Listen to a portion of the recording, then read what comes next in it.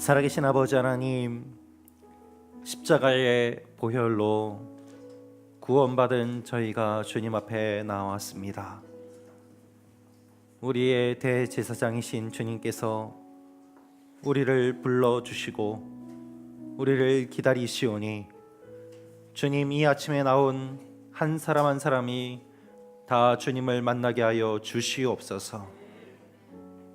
이 새벽에 주님을 사모하며 나왔습니다. 우리의 잘못과 허물을 보지 마시고 주님의 사랑과 은혜만을 바라보며 주님 앞에 무릎 꿇은 저희들을 받아 주시옵소서. 예수님의 이름으로 기도하옵나이다. 아멘. 이 새벽에 오신 여러분들 잘 오셨습니다. 사랑하고 축복합니다. 오늘 하나님께서 우리에게 주시는 말씀 히브리서 9장 1절부터 10절 말씀입니다. 16일 토요일 히브리서 9장 1절에서 10절 말씀입니다. 저부터 한 절씩 교독하도록 하겠습니다. 첫 언약에도 예배 규례들과 세상에 속한 성소가 있었습니다.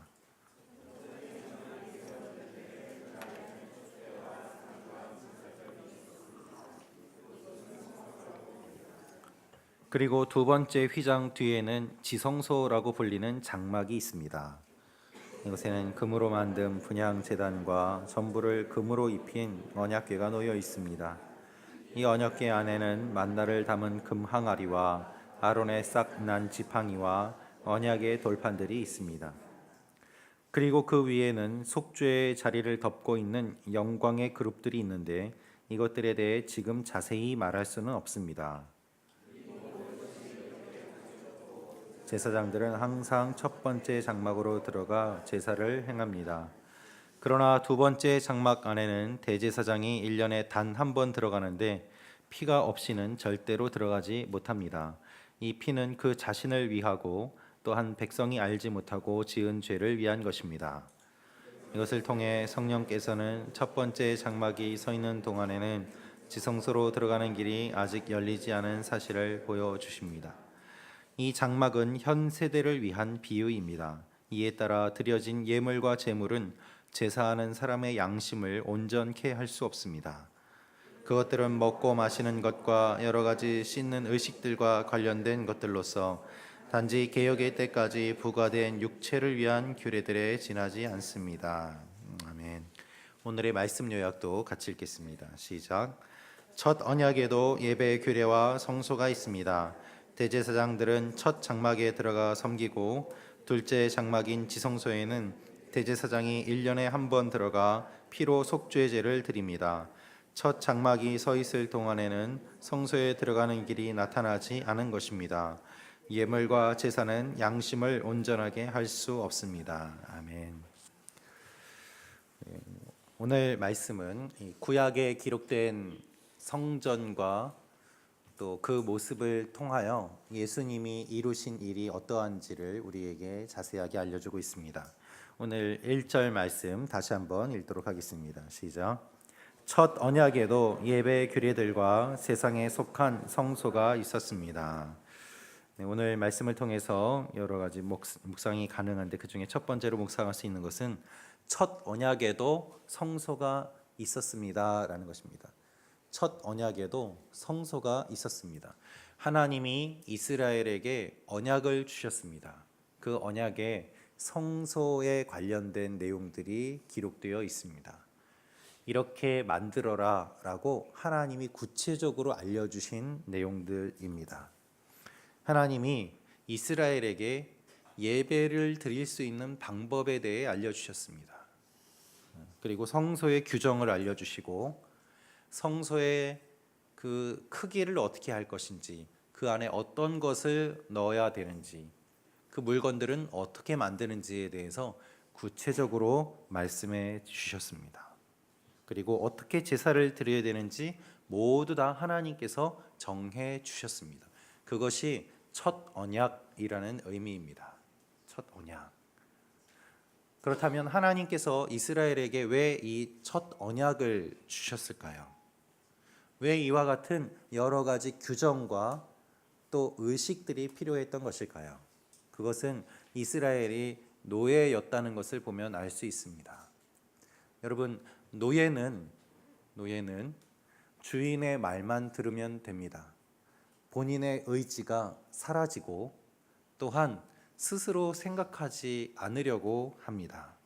절망 가운데 자기 스스로 자율적으로 하기보다 누군가에게 명령을 받아서 움직이는 것이 노예의 특징이기도 했습니다. 특별히 노예였다가 이들이 갑자기 자유인이 되었습니다.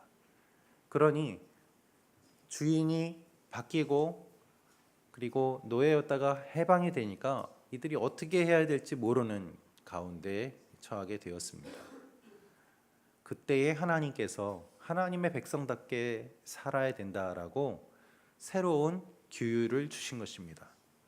그 룰이 바로 율법이고 율법에 따라 살 때에 하나님의 백성답게 사는 일들이 일어나게 되는 것이죠. 그래서 지금까지 노예로 살던 사람들이 자유인이 되었는데 자유에서 방종으로 자기 마음대로 사는 것을 막기 위해서 하나님께서는 하나님의 기준을 주시고 그것에 따라서 살아야 됨을 강조하셨던 것입니다. 많은 사람들이 자유를 얻게 되면 그 자유를 오해합니다. 그래서 자신의 마음대로 하는 것이 자유라고 생각합니다. 그 자유 때문에 오히려 더 많은 문제가 일어나기도 합니다. 수많은 이스라엘 백성들이 노예에서 자유인이 되었습니다.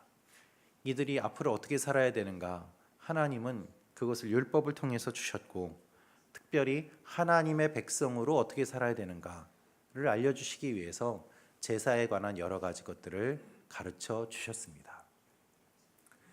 내가 하고 싶은 대로 하면 되지. 내가 드리고 싶은 대로 드리면 되지. 하나님께 굳이 이렇게 번거롭게 복잡하게 해야 되나? 네, 그래야만 했습니다.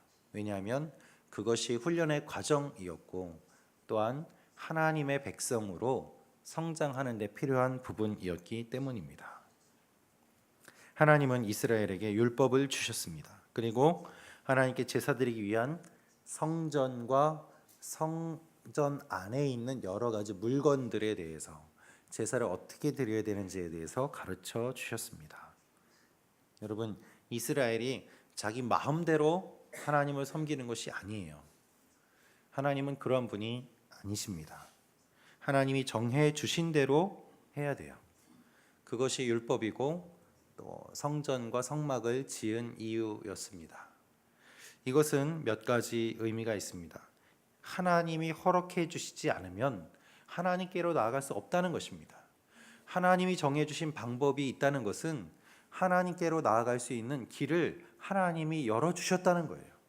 죄인인 우리는 하나님께로 갈 수 없습니다. 그러나 하나님께서는 이러한 방법을 통해서 나에게 올 수 있다라고 여러 가지 제사와 율례들을 가르쳐 주셨습니다. 끊어져 있던 관계가 회복되도록 하나님 편에서 먼저 은혜를 베풀어 주셔서 그 길을 알려주셨다는 것이죠. 그래서 그대로 할 때 하나님 앞에 나아갈 수 있었습니다. 또한 인간에게는 하나님께 나갈 자격이 없다는 의미가 있습니다. 노예였던 그들이 어떻게 하나님께 나아갈 수 있겠습니까? 하나님이 모세를 만나 주신 것도 모세가 하나님을 찾아서 만난 것이 아닙니다. 하나님 편에서 모세에게 나타나셨고 모세가 갑자기 하나님을 경험하게 되었던 것이죠. 항상 하나님 편에서 인간에게 찾아오세요. 하나님 편에서 먼저 길을 내어 주십니다. 하나님 편에서 손을 내밀어 주세요. 내가 하나님의 손을 붙잡아서 믿게 된 것이 아니라 먼저 하나님이 손을 내밀어 주셨기 때문에 잡을 수 있게 되었던 것입니다. 여러분, 우리의 모든 믿음은 전적인 은혜임을 기억하셔야만 합니다. 전적인 타락을 한 인간이 아무것도 할 수 없을 때 하나님 편에서 전적으로 은혜를 주셔서 하나님께 나아갈 수 있게 되었어요. 그래서 이것을 생각할수록 예배의 자리가 소중하고 이것을 생각할수록 기도의 자리가 귀한 것이죠. 내가 하나님께 얻어내야 되겠다, 그래서 기도의 자리로 나오는 것이 아니라 하나님이 기도할 수 있도록 마음에 감동을 주시고 은혜를 주셔서 그래서 오늘 이 자리에도 나올 수 있는 것 아니겠습니까? 성전과 성막이 정해지고 이 안에 여러 가지 내용들이 정해진 것은 하나님이 이스라엘에게 주신 은혜입니다. 이것이 첫 번째 언약이다라고 말씀하고 계세요. 하나님 편에서 은혜를 주셨고 이스라엘은 이제 그것에 따라서 하나님께 나아오면 되었습니다. 그런데 이제 첫 언약이 어떻게 되었는가? 예배 규례들과 세상에 속한 성소가 있었습니다 라고 과거로 말하고 있습니다. 예전에 이런 것들이 있었습니다. 구약의 내내 이런 것들이 있었지만 이제는 아닙니다. 왜 아닙니까? 예수 그리스도께서 오셨기 때문입니다. 할렐루야. 이것이 히브리서 저자가 말하는 내용입니다. 이전까지는 있었다. 그러나 지금은 그렇지 않다. 이전까지 있어왔던 이것이 새로운 언약이 되었다라고 말하고 있습니다. 여러분, 하나님은 은혜가 없이는 살아갈 수 없는 우리들을 보셔서 하나님께로 나올 수 있는 길을 열어주셨습니다. 그러나 이 옛 언약을 주셨음에도 불구하고 사람들이 제대로 하나님께 나오지 못하자 주님께서는 더 큰 은혜를 주셔서 예수 그리스도를 이 땅에 보내어 주셨습니다. 그래서 누구든지 그리스도를 통하여 하나님께로 나아갈 수 있는 더 큰 은혜의 문, 더 큰 구원의 문을 우리에게 활짝 열어주신 것입니다. 이것이 주님이 이 땅에 오신 이유입니다. 지금까지는 율법으로 주어졌던 것들이 이제는 더 큰 은혜로 주어져서 예수 그리스도를 통하여 하나님께로 나아갈 수 있는 은혜를 얻게 되었어요. 첫 번째 언약도 두 번째 오신 그리스도도 모두 다 하나님이 주신 귀한 은혜입니다. 우리가 하나님께 구해야 될 것은 오직 은혜입니다. 주님, 나를 불쌍히 여겨 주십시오. 그리고 하나님의 은혜를 베풀어 주십시오. 이것이 우리가 드리는 기도의 전부인 것이죠.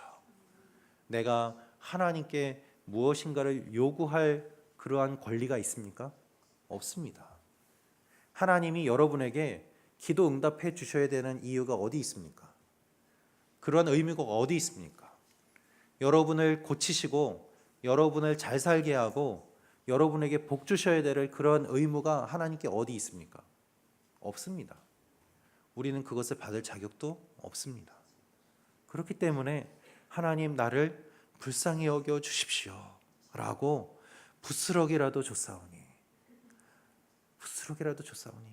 발밑에 떨어진 주님의 은혜라도 줬사오니 그것이라도 주십시오 라며 하나님 앞에 은혜를 사모하며 나아갈 때 주님이 우리를 보시고 우리를 안아주시는 것입니다. 하나님께 교만하게 내놓으라는 것이 아니라 겸손하게 주님 앞에 은혜를 구하며 나아갈 때 하나님은 우리의 기도를 받아주시는 것이죠. 날마다 은혜가 새롭게 주어지도록 하나님께 기도할 때 하나님이 이 아침에도 은혜 부어주실 줄로 믿습니다. 2절에서 5절 말씀 같이 읽도록 하겠습니다. 시작.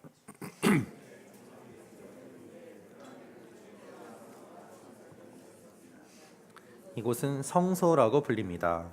그리고 두 번째 휘장 뒤에는 지성소라고 불리는 장막이 있습니다. 이곳에는 금으로 만든 분향 제단과 전부를 금으로 입힌 언약궤가 놓여 있습니다. 이 언약궤 안에는 만나를 담은 금 항아리와 아론의 싹 난 지팡이와 언약의 돌판들이 있습니다. 그리고 그 위에는 속죄의 자리를 덮고 있는 영광의 그룹들이 있는데 이것들에 대해 지금 자세히 말할 수는 없습니다. 아멘.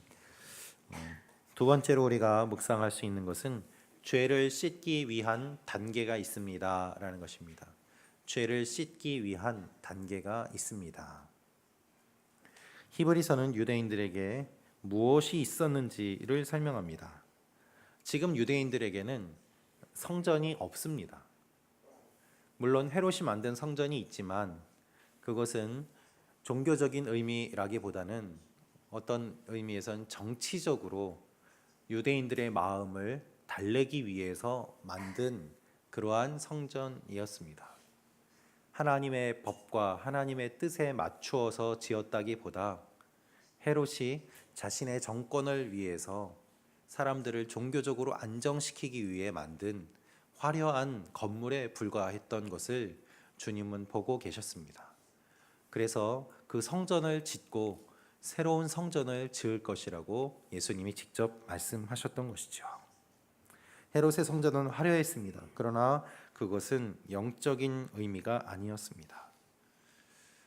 예수님은 진정한 성전을 짓겠다라고 말씀하시고 십자가에 달려 돌아가신 뒤에 부활하셨습니다. 그리고 우리의 몸을 성전으로 만들어 주셨죠. 히브리서 말씀을 보면 성전이 파괴된 이야기는 나오지 않기 때문에 성전 파괴 전 AD 70년 그 이전에 기록된 것으로 많은 학자들이 보고 있습니다. 그러나 그 기록은 없지만 히브리서의 내용 전체는 옛 성전이 무너지고 주님께서 새로운 성전을 지으신 것을 반복해서 말하고 있습니다. 성전의 의미가 어떠한 것인지를 우리에게 알려주고 있습니다. 그래서 1절에도 세상에 속한 성소가 있었습니다 라고 말하는 것은 이제는 세상에 속한 성소가 아니라 우리 자신이 주님이 거하시는 성전이 되었음을 대조적으로 알려주기 위해서 의도하여 기록한 내용이기도 하죠. 예수님이 우리에게 우리의 몸을 성전으로 새롭게 만드신 것이 어떤 의미인지를 알기 위해서는 구약에 있던 그 성전을 알지 않으면 이해할 수 없습니다. 그래서 성전에 대해서 여러 가지 내용들을 담고 있습니다. 그리고 그것의 의미가 어떤지를 설명하고 있습니다. 그래야지 대제사장이 어떻게 제사를 드리는지 어떤 의미가 있는지를 알고 또 예수님이 이루신 일을 보게 되는 것이죠. 자, 오늘 말씀을 보면은 2절부터 장막이 어떠한 구조로 되어 있는지를 보게 됩니다. 장막 안에는 촛대와 상과 진설병이 있었는데 이곳을 성소라고 불렀습니다. 여러분, 이 장막이 있고 장막을 성소라고 불렀습니다. 그리고 성소 안에 구별된 곳이 있었는데 지성소라는 곳이 있었습니다. 지성소. 일본의 신사에 가면은 구조가 아주 유사한데요. 신사 안에 들어가면 뜰이 있죠. 거기에 손을 씻는 곳도 있습니다. 그 안에 들어가면은 뭐 동전 넣고 비는 곳이 있죠.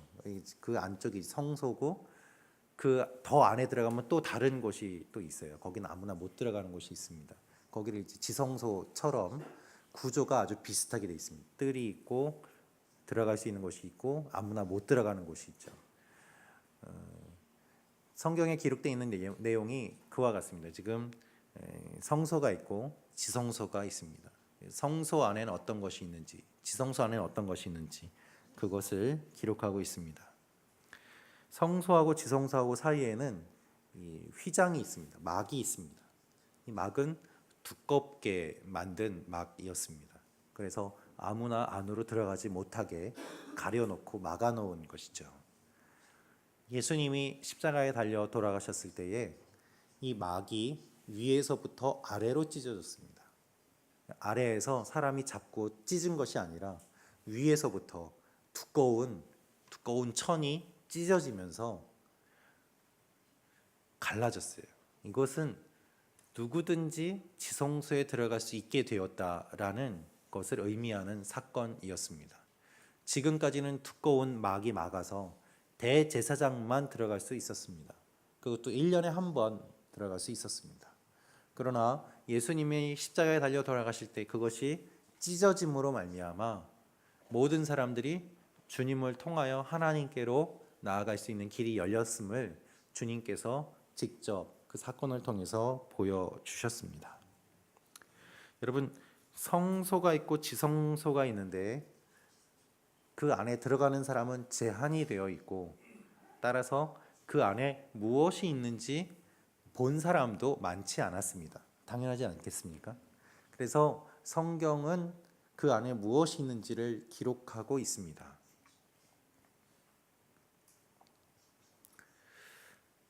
놀라운 사실은 이 모든 성물들 그리고 성소를 만들 때에 필요한 그 재료들이 어디에서 왔을까요? 처음에 이집트를 나와서 광야에서 이 성소를 만들 때에 그 모든 재료들은 어디에서 얻었던 것이겠습니까? 이집트에서 나올 때 이집트 사람들에게서 얻어냈던 것들이에요. 하나님은 노예였던 그들이 이 모든 것을 만들 수 있도록 처음부터 준비해 주셨습니다. 그리고 적들의 것을 빼앗아서 하나님의 성전의 물건들로 만들도록 바꾸셨어요. 하나님의 놀라운 역사입니다. 하나님은 대적들의 것을 빼앗아서 우리에게 주실 줄로 믿습니다. 하나님은 세상의 것들을 바꾸어서 거룩하게 사용하실 줄로 믿습니다. 하나님은 우리 한 사람 한 사람을 부르셔서 하나님의 자녀로 세워주셨어요. 그래서 우리가 성물이 되었어요. 할렐루야. 하나님의 거룩한 존재가 되고 하나님의 거룩한 자녀가 되어서 성물로 새롭게 지음받은 존재로 하나님께 영광 돌리며 사는 것입니다. 그것이 우리가 부름받은 이유요, 이곳에서 살고 있는 이유인 거예요. 이 사실을 기억하십시오. 그래서 이미 성소 안에, 성전 안에 속해 있는 쓰임받는 물건으로서 이 모든 것들이 존재했던 것처럼 하나님 나라에 쓰임받는 존재로서 우리 한 사람 한 사람이 살아가고 있는 것입니다. 각자의 역할은 다르지만 그 안에서 하나님께 영광 돌린다는 동일한 목표를 가지고 성도 한 사람 한 사람이 주님 앞에 나아갈 수 있게 되는 것이죠. 얼마나 아름다운 일입니까? 죄 지은 인간은 한 번에 지성소에 못 들어갔습니다. 지성소에 아무나 못 들어갔어요. 지성소는 대제사장만 들어갈 수 있었습니다. 그것도 1년에 한 번만 들어갈 수 있었습니다. 대속죄일이 되었을 때 그 안에 대제사장이 들어가서 제사를 드리게 되었습니다. 7절 말씀 한번 같이 읽도록 하겠습니다. 시작.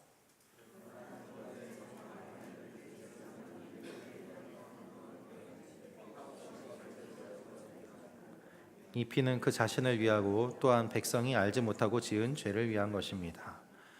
아무나 들어가지 못하는 이 사실, 그 가운데서 하나님은 죄의 용서의 단계가 있음을 말씀하고 있어요. 과정을 말씀하고 있습니다. 그래서 하나님이 정해주신 그 모습대로 우리의 모습을 회개하고 씻고 대제사장에게 우리의 죄를 맡길 때에 대제사장이 그 죄를 가지고 지성소 안에 들어가서 하나님께 우리를 대신하여 제사 드리고 우리의 죄를 용서받는 것이 하나님이 정하신 과정임을 말씀하고 계십니다. 대제사장이 그 안에 들어간다는 의미는 이것이고 또한 피가 없이는 절대로 들어가지 못한다라고 말하고 있습니다. 죄를 지으면 피를 흘려야 되는 것이죠. 여러분, 우리는 하나님의 용서를 가볍게 생각하지 않습니까? 그냥 기도하면 용서해 주신다. 그렇지 않습니다. 우리의 죄를 용서해 주시기 위해서 예수 그리스도께서 채찍에 맞으시고 피를 흘리시고 몸이 찢기고 십자가에 달려 돌아가심으로 그 은혜 때문에 우리가 구원을 받게 된 것입니다. 내가 죄 지은 것 그냥 회개 기도하면 용서해 주시지, 그것이 아니에요. 우리의 죄를 용서하기 위해서 하나님이 이미 많은 과정을 거치고 이루셨다는 사실을 기억할 때에 우리에게 주신 이 용서의 은혜가 얼마나 큰 것인지를 깊이 깨닫게 되는 것이죠. 그것을 깊이 알면 다시 죄를 짓고 싶지 않게 되고 죄가 싫어지지 않겠습니까? 내가 어떻게 용서받았는지를 모르기 때문에, 이 과정을 기억하지 않기 때문에 우린 너무나도 쉽게 죄를 짓고 그 죄를 반복하고 있는 것입니다. 따라서 우리는 주님 앞에 어떻게 용서받았는지를 깊이 생각하고 나아갈 필요가 있습니다. 이 아침에 하나님 앞에 기도할 때에도 우리의 기도의 문을 열어주시기 위해서 주님이 어떤 일을 이루셨는지 기억할 때에 우리의 기도의 깊이가 깊어질 줄로 믿습니다. 우리 6절에서 10절 말씀 같이 읽겠습니다. 시작.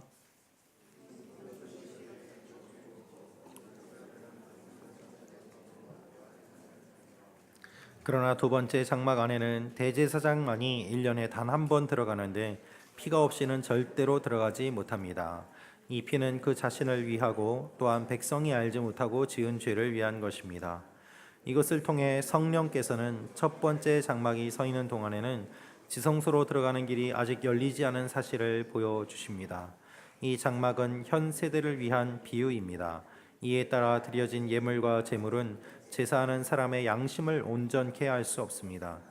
그것들은 먹고 마시는 것과 여러 가지 씻는 의식들과 관련된 것들로서 단지 개혁의 때까지 부과된 육체를 위한 규례들에 지나지 않습니다. 세 번째로 알 수 있는 내용은 옛 언약이 가진 한계가 있습니다라는 것입니다. 옛 언약이 가진 한계가 있습니다. 성소와 지성소가 있고 그 안에 누가 들어가야 되는지, 언제 들어가야 되는지, 그 안에서 어떻게 제사를 드려야 되는지 주님께서 말씀해 주셨습니다.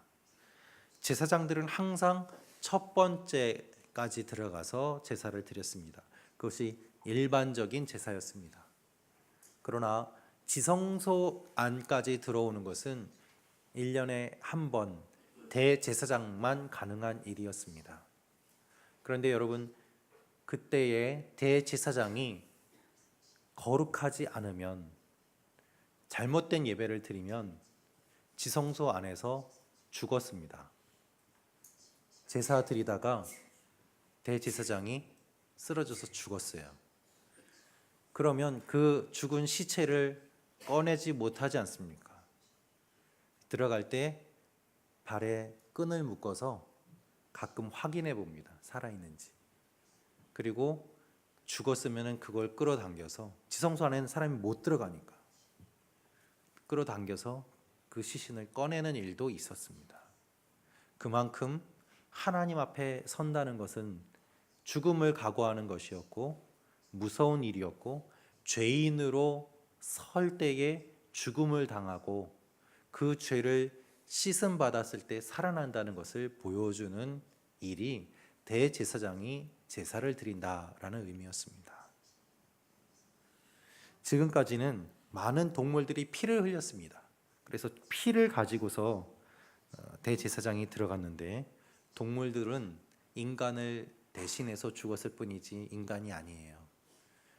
그래서 주님께서 친히 죄 없는 모습으로 오셔서 우리를 대신하여 돌아가시고 그 피를 뿌려 주심으로 말미암아, 또한 주님이 친히 대제사장이 되어 주심으로 말미암아 우리가 하나님께로 나아갈 수 있는 길이 열리게 되었습니다. 이것이 지성소로 들어갈 수 있는 유일한 길이었어요. 동물을 죽임으로는 완전하게 하나님께 나아갈 수 없었지만 그리스도께서 돌아가심으로 말미암아 우리가 하나님께로 나아갈 수 있게 되었다는 것입니다. 옛 언약에 대해서, 옛 일에 대해서 구절은 이렇게 말하고 있습니다. 이에 따라 드려진 예물과 제물은 제사하는 사람의 양심을 온전케 할 수 없습니다. 온전하게 한다는 것은 완전한 경지에 닿게 된다는 것입니다. 율법과 행위로는 하나님께 이르지 못하게 됩니다. 오직 그리스도로 말미암은 은혜로 인하여 우리가 하나님께 나아갈 수 있게 됩니다. 여러분, 사람은요, 율법과 법률로는 바뀌지 않습니다. 그것은 최소한의 기준일 뿐입니다. 사람의 마음이 변하는 것은 사랑입니다. 사랑의 힘으로만 변할 수 있습니다. 사랑할 때 변할 수 있습니다. 이걸 해라, 하지 마라 해서 변하는 사람은 아무도 없습니다. 그러나 끝까지 사랑하고 사랑할 때에 그 사람의 모습이 변하고 하나님 앞에 새로워지는 것들을 우리는 보지 않습니까? 우리의 옛사람이 죽지 않는 이유는 무엇입니까? 우리의 모습이 변하지 않는 이유는 무엇입니까? 그만큼 주님을 사랑하지 않기 때문은 아니겠습니까? 우리가 주님을 사랑할 때에 우리의 마음이 변합니다. 목회자가, 교회 리더가 이거 하세요 저거 하세요 해서 하는 것은, 그것은 아무것도 아닌 매우 낮은 기준 아니겠습니까? 예배 나오세요 해서 예배 나오는 것은 정말 너무나도 낮은 기준 아니겠습니까? 그것이 아니라 내가 주님을 사랑함으로 말미암아 주님 앞에 예배드리고 찬양드리고 나의 삶이 변화될 때에 그것이 진정한 변화라고 말할 수 있을 것이고 하나님은 그것을 원하시는 것이죠. 우리가 예배드리고 기도하는 이유는 무엇입니까? 주님을 사랑하기 위함입니다. 이 아침에 주님을 더 깊이 사랑하십시오. 주님의 사랑을 깊이 경험하십시오. 그래서 주님의 은혜를 바라고 주님의 사랑을 바랄 때 그리스도를 통하여서 이루어 주신 주님의 놀라운 은혜가 우리 가운데 흐르게 될 줄로 믿습니다. 여러분, 교회의 봉사, 교회의 사역, 교회에서 받는 훈련, 성경 공부, 그것이 우리의 삶을 변화시키지 않아요. 무엇이 변화시킵니까? 주님의 사랑이 변화시켜요. 주님의 사랑만이. 주님을 더 깊이 사랑하기 위해서 그것들을 하는 것이고 주님을 사랑하기 때문에 섬기는 것이 바른 순서입니다. 따라서 우리가 의무로 모든 것을 하는 것이 아니라 사랑으로 모든 것을 할 때 주님의 교회가 건강하게 세워지고 주님의 나라가 우리 가운데 임할 줄로 믿습니다. 이 아침에도 주님의 사랑을 바라보며 주님 앞에 나아가는 여러분과 제가 되기를 축원합니다. 같이 기도하겠습니다.